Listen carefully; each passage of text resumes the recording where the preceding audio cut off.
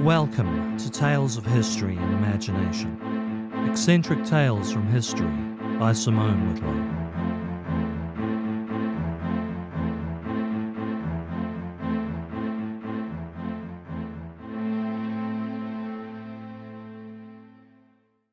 Today's tale is set in the former province of Gevaudan in south-central France. The years between 1764 and 1767, following the bloody and costly 7 Years' War, a proto-world war if ever there was one. Gevaudan is an isolated, rugged, rural spot. The French resistance made a stronghold there in World War II largely for this reason. The terrain is rough and mountainous, far too rocky to grow much by way of crops. The locals eked out a living in the hills, tending to livestock. From a young age they worked alone out in the elements, constantly on the lookout for wild predators, on the lookout for a free meal. Gevaudan is also surrounded by a vast forest, a dangerous and lawless place full of packs of wolves, lurking outlaws, footpads and highwaymen. It really is the kind of place you could imagine in the most vicious of Grimm Brothers' tales. It is against this backdrop that La Bête de Gevaudan, the Beast of Gevaudan, came roaring into the consciousness of the French. Early in the summer of 1764, a young woman provides us with our first description of the beast. While caring for her cattle, a large beast came bolting out of the forest. It was the size of a calf, with an unusually broad chest, a huge mouth full of canine teeth, and fiery eyes. The beast had a shaggy, reddish mane and a dark line running the length of its spine. Far more interested in the cowherd than the cattle, the beast came rushing at her with remarkable speed and dexterity. Our witness would have been done for but for the fact that several large bulls were between her and the beast. The gang of bulls reportedly charged the beast, till it turned tail and ran back into the forest. The cowherd reported the incident, but was turned away, everyone else believing the animal to be nothing more than a large wolf. However, soon after this, 14-year-old Jean Bollet would be eviscerated. Her mutilated body found dumped outside the village of Saint-Étienne-de-Lugdaris. A month later, another victim showed up, badly mauled. A 15-year-old girl near Poileran. She barely lived long enough to give a description of the beast that was very much like the animal in the first encounter. It was around this time that people started to entertain the possibility they had a monster living among them. In September 1764, a young shepherd boy disappeared near the village of Laval. Partially eaten remains were found later in the hills. This was followed by an unrelenting spate of attacks on lone men and women tending to their animals. The horrible disfigurement of the victims suggested both an extremely powerful beast and a propensity to play with its meal before it ate. Speculation at the sudden explosion of attacks led some to believe they were in fact looking for two beasts. No wolf could traverse the rocky hills with anything like the speed that this thing moved at in any case.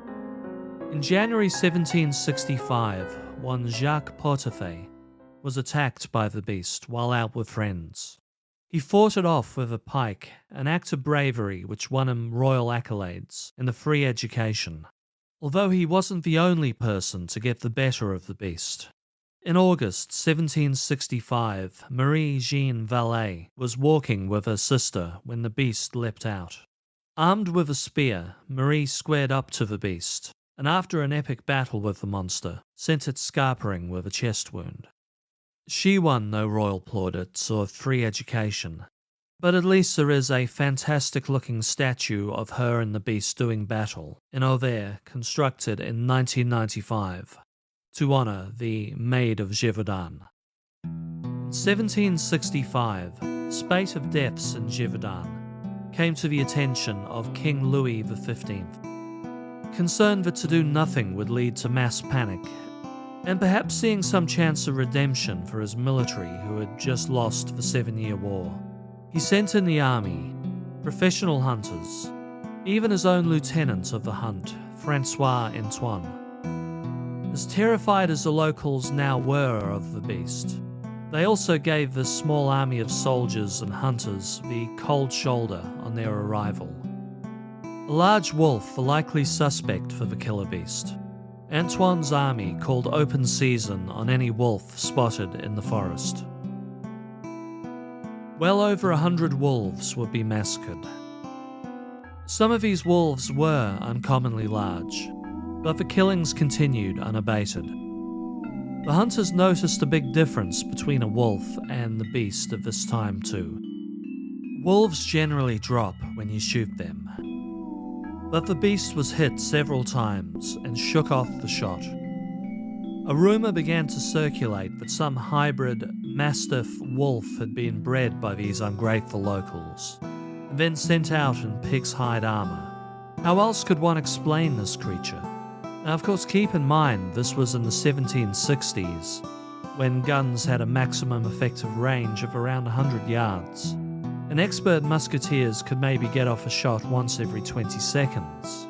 They were hardly out there with modern hunting rifles.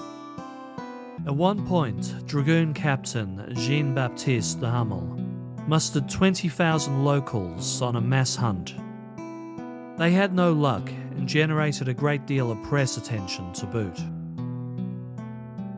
In 1765, finally the king's armourer, Francois Antoine, claimed victory after bagging a 6-foot-long lone wolf.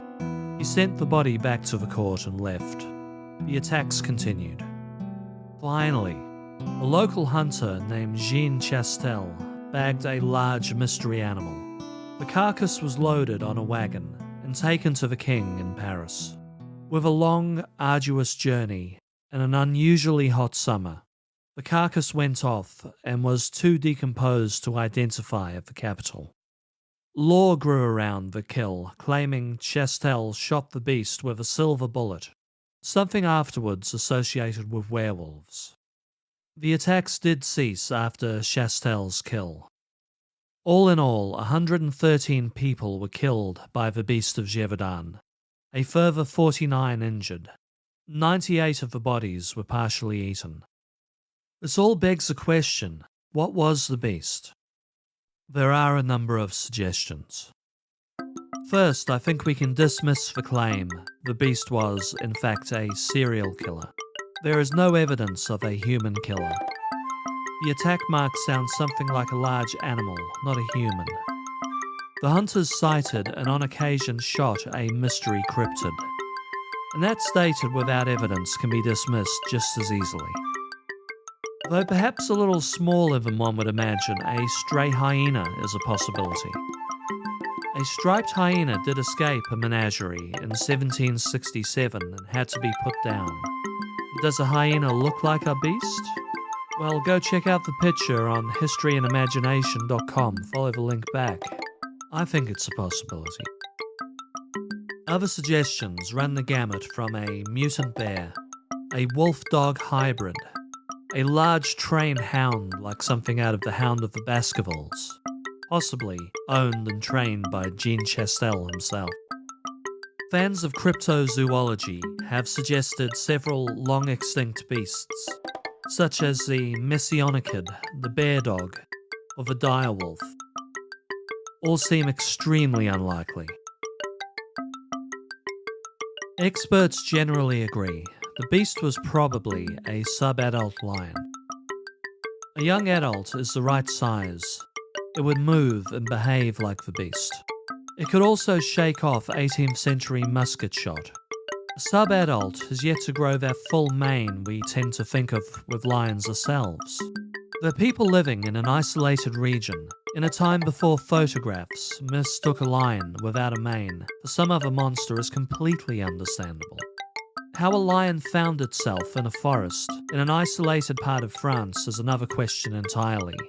It's a question which involves much guesswork. Had one of the soldiers, stationed abroad in the 7 Years' War, picked up a fluffy little cub going through Africa, only to dump it when it became too big and too dangerous to handle. Alternately, had a formerly wealthy aristocrat found they couldn't afford to keep a private menagerie anymore, and chosen to dump the animals out in the most wild and desolate place they could find. There has long been speculation Britain had a similar moment in the 1970s, after legislation made it all but impossible to keep a private zoo. The Beast of Bodmin Moor, seen by many in the years since, is believed by some to have been a puma deposited there by its former owner.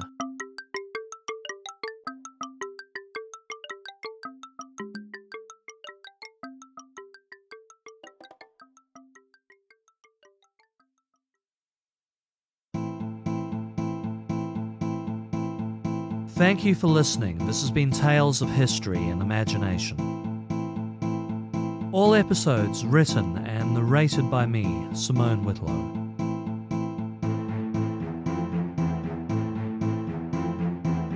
All music, yours truly.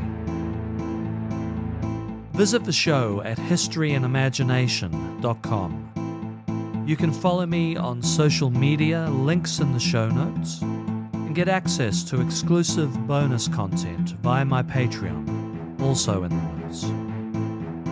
If you enjoyed the show, please leave a like on your podcatcher of choice and share the episode, as word of mouth is the best way to help shows like this grow. See you back in 2 weeks' time for more tales of history and imagination.